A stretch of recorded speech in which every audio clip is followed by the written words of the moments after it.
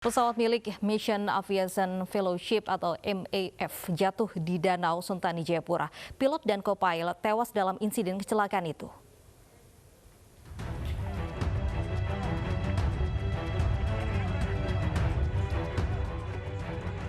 Tim SAR gabungan TNI Polri dengan dibantu puluhan warga mengevakuasi bagian pesawat tipe Kodiak K100 yang jatuh di Danau Sentani, Jayapura Selasa pagi.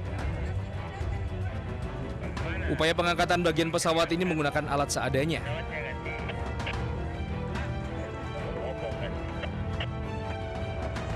Rencananya tim SAR akan melakukan evakuasi bangkai pesawat yang diduga tenggelam di Danau Sentani sekaligus pencarian korban. Sementara satu orang korban telah berhasil dievakuasi dan dibawa ke rumah sakit dalam keadaan meninggal.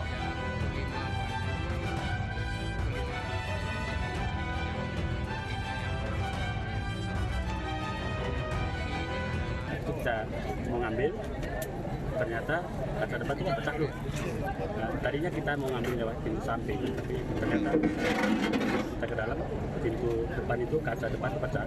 Jadi kita ngambil dari situ, begitu saya ambil, ternyata dia masih pakai seat belt. Nah, tadi seat belt itu kita iris, baru kita tarik. Karena beliaunya nyangkut di dalam kubang, habis itu kita cuci di dalam, baru kita angkat. Kira-kira seperti itu. Kita bekerja kurang lebih 11 menit. Penyebab jatuhnya pesawat masih didalami. Pesawat jatuh setelah 3 menit mengudara dari Bandara Sentani dengan tujuan Bandara Mamit Tolikara.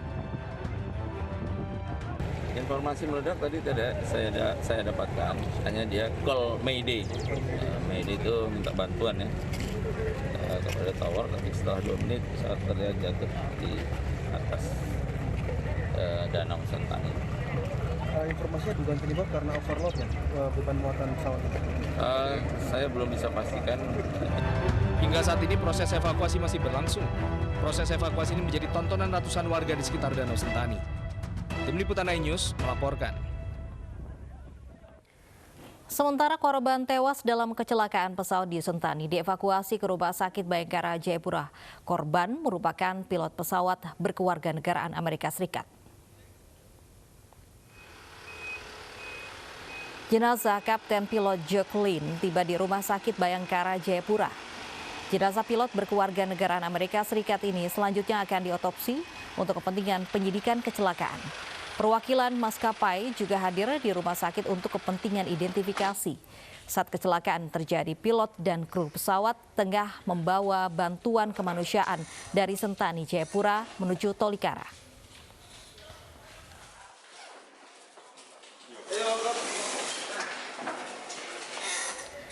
Polisi amankan belasan remaja setelah terlibat tawuran di kawasan Kota Padang. Tawuran ini meresahkan warga karena terjadi saat Ramadan dan di tengah penerapan PSBB COVID-19.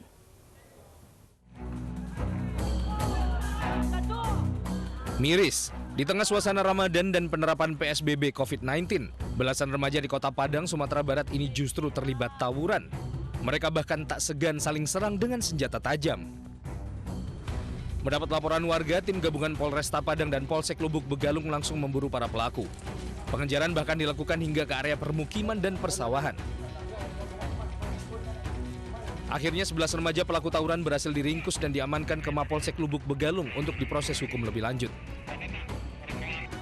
Orang tua para pelaku tawuran juga diminta hadir untuk mendapat pembinaan dan mendisiplinkan anak mereka.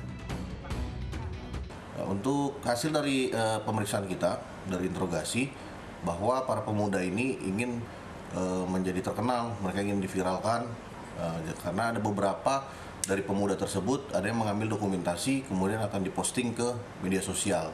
Selebih daripada itu, bila mana ada kelompok anak-anak pemuda tawuran ini yang kalah, itu barang-barangnya akan diambil, akan dirampas.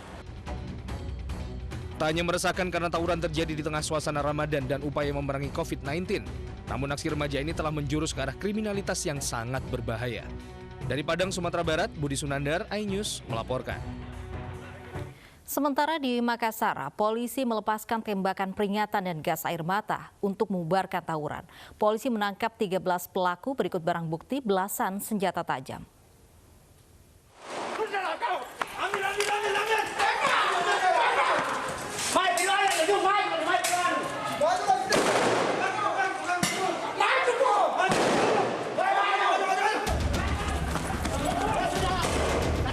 Tembakan peringatan peringatan dan gas air mata dilepaskan berulang oleh aparat kepolisian untuk bubarkan tawuran dua kelompok pemuda di Jalan Sungai Limboto dengan kelompok pemuda di Jalan Gunung Nonak, Kecamatan Ujung Pandang, Kota Makassar, Sulawesi Selatan, Selasa dini hari.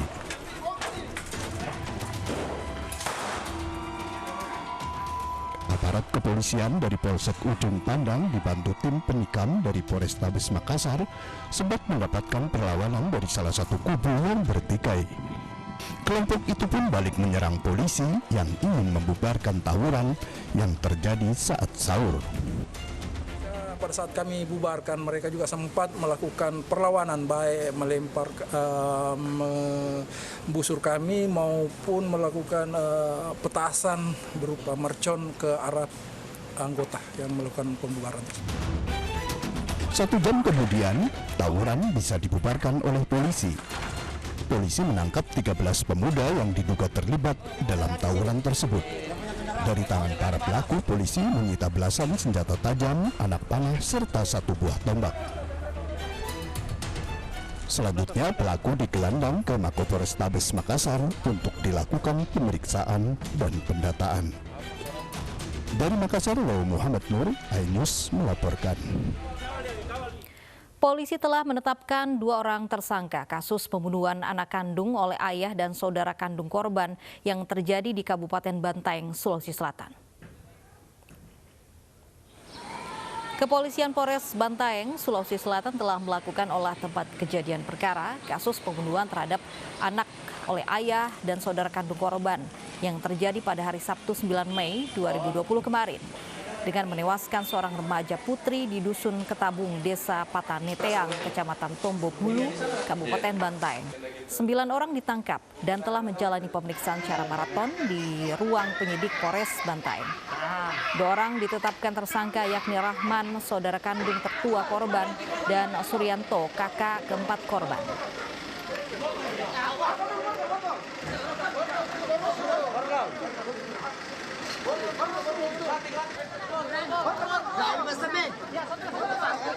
Dan pemirsa, untuk mengetahui perkembangan kasus ini telah bersama kami ada Kapolres Bantaeng AKBP Wawan Sumantri. Selamat siang Pak Wawan.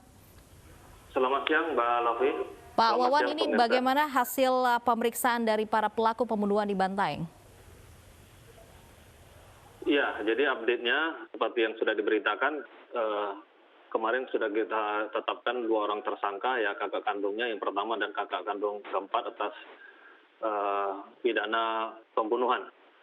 Ya, kemudian hari kemarin dan hari ini juga kita dokter sudah menyelesaikan asesmen terhadap 10 orang keluarga ini, ya termasuk 2 orang tersangka, gitu Mbak. Baik, hasil dari pemeriksaan pelaku seperti apa Pak? Termasuk hasil psikologisnya?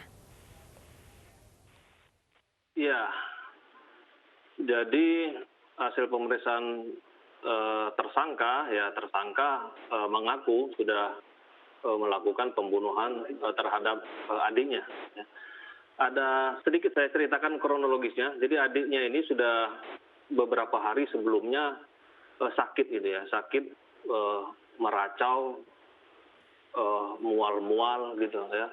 Kemudian di sana sempat juga dipanggilkan orang pintar, tapi tidak juga kunjung sembuh. Nah, pada hari H, ya si adik itu menyebut bahwa dia ada hubungan dengan ya saudara Sumang itu, ya. Kemudian dipanggil oleh kakaknya, si Sumangnya tidak mengaku, ya sehingga cukup kalap.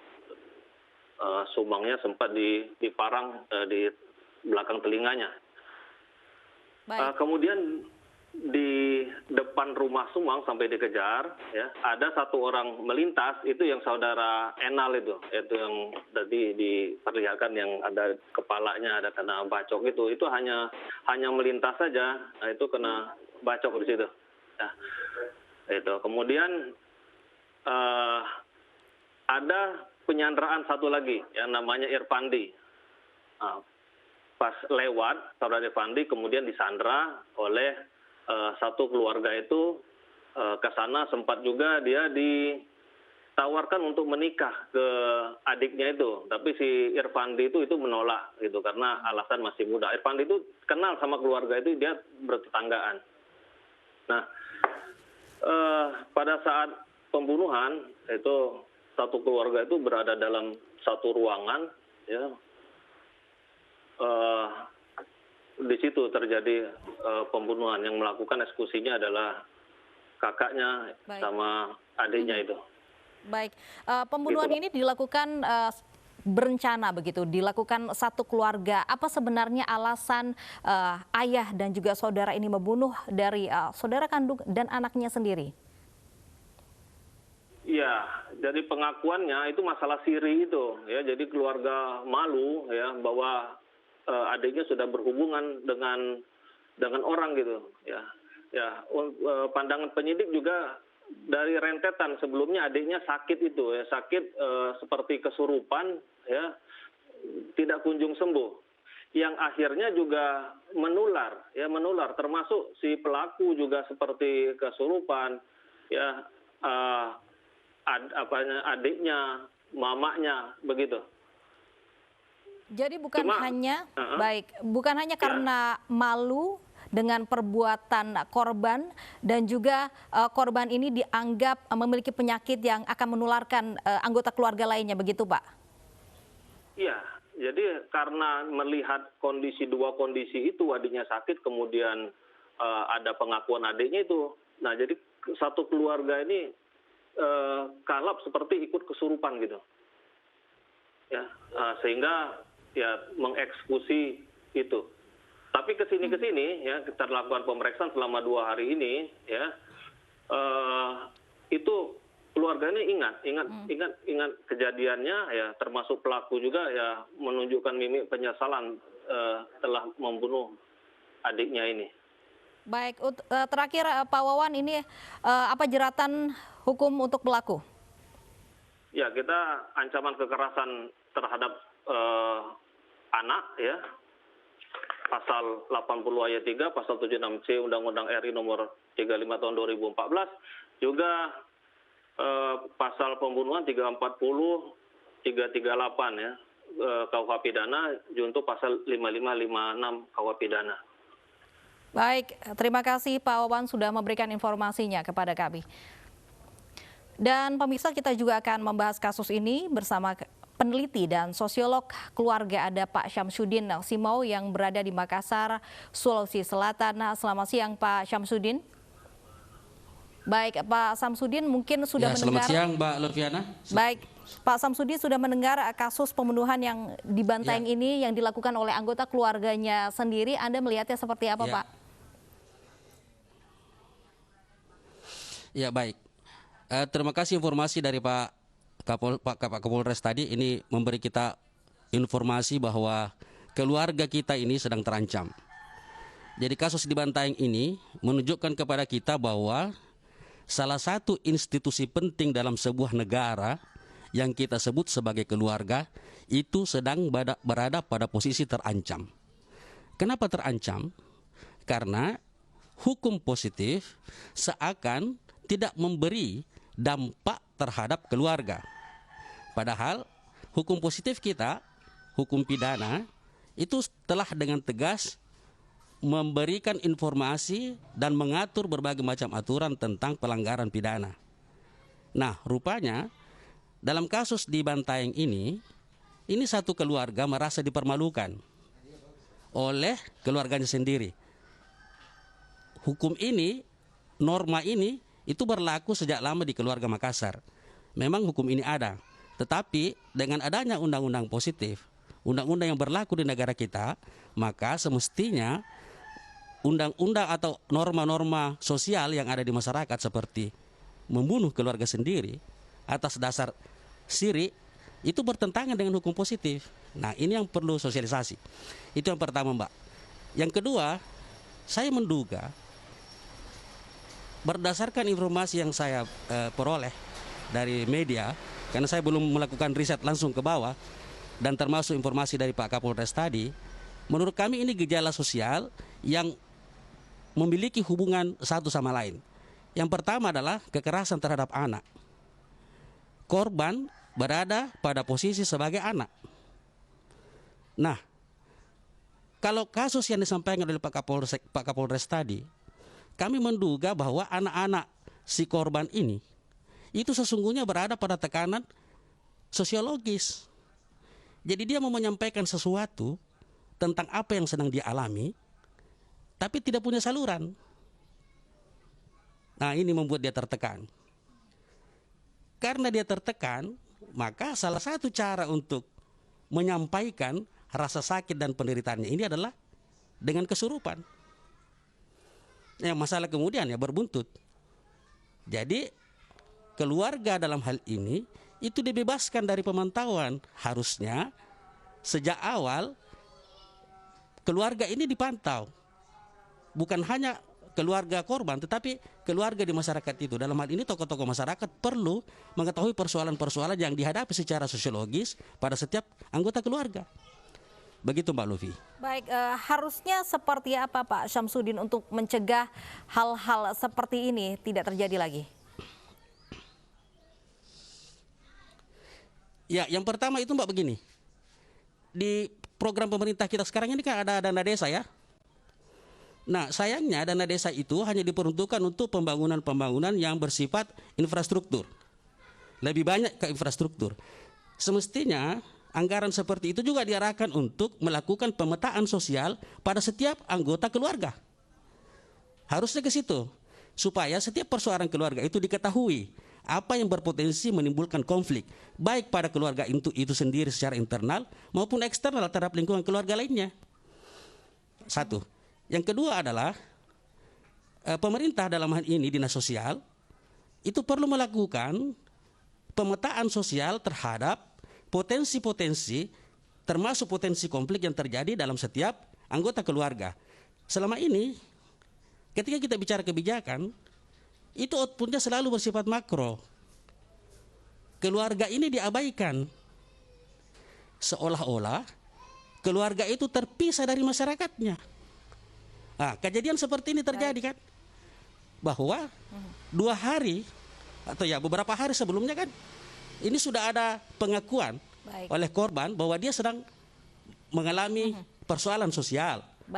Sesungguhnya dia dilecehkan. Baik, terima kasih Pak Syamsuddin Simol, seorang sosiolog sudah bergabung bersama kami di Anyu Siang. 1 orang meninggal dunia dengan kondisi mengenaskan di atas kapal MT Jack Lila yang terbakar di galangan kapal PT Waruna di Kelurahan Bagandeli, Kecamatan Medan Belawan.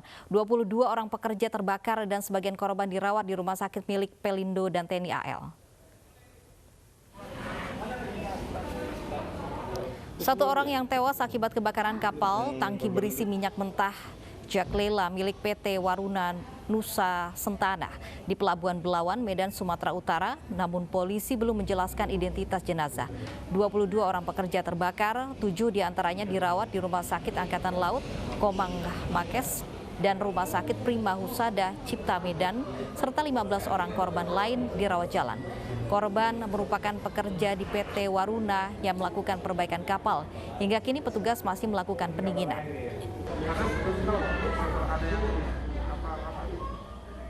Sebelumnya kapal tanker yang bersandar di Pelabuhan Belawan Medan Senin pagi pukul 8:30 pagi terbakar. Terdengar 5 kali ledakan saat api membakar kapal.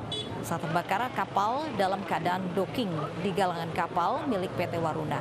Hingga saat ini belum diketahui penyebab kebakaran.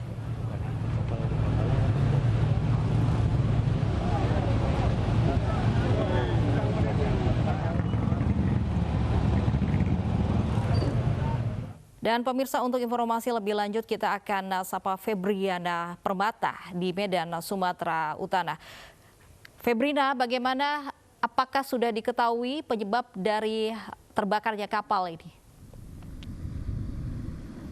Baik, Lofi dan juga pemirsa, hingga Selasa siang ini api yang terbakar membakar 1 unit kapal tanker JAG Lila milik PT Waruna Nusa Sentana pada Senin pagi kemarin akhirnya berhasil dipadamkan sekitar subuh pagi tadi. Hal ini berkat dari petugas gabungan pemadam kebakaran yang melakukan pemadaman baik itu dari darat dan juga dari laut sendiri, serta dibantu tak lupa juga dengan derasnya hujan tadi malam yang mengguyur wilayah Kota Medan, sedikit banyaknya membantu proses pemadaman dari kapal tanker yang terbakar ini. Dapat dilihat di belakang saya ini api yang membakar sudah mulai tidak terlihat lagi, namun ada kepulan asap sedikitnya mulai terlihat dari dalam kapal. Diduga ini asap yang berasal dari proses pendinginan dari proses pemadaman api di dalam kapal tersebut. Nah, informasi saat ini diketahui bahwa terdapat 22 korban luka yang sudah dievakuasi dan sudah dilakukan perawatan di beberapa rumah sakit di kawasan Medan Belawan, di mana 22 korban luka tersebut, 15 diantaranya sudah diperbolehkan pulang, namun 7 masih dirawat di 2 rumah sakit di kawasan Medan Belawan karena 5 diantaranya mengalami luka bakar sekitar 30% dan sudah dilakukan proses operasi kemarin siang. Namun untuk korban tewas saat ini informasi yang sudah kami dapat, terdapat sekitar 6 korban tewas dari pekerja yang melakukan perbaikan dari kapal tanker tersebut, dan 6 korban tewas ini sudah dilarikan ke Rumah Sakit Bayangkara Polri Medan.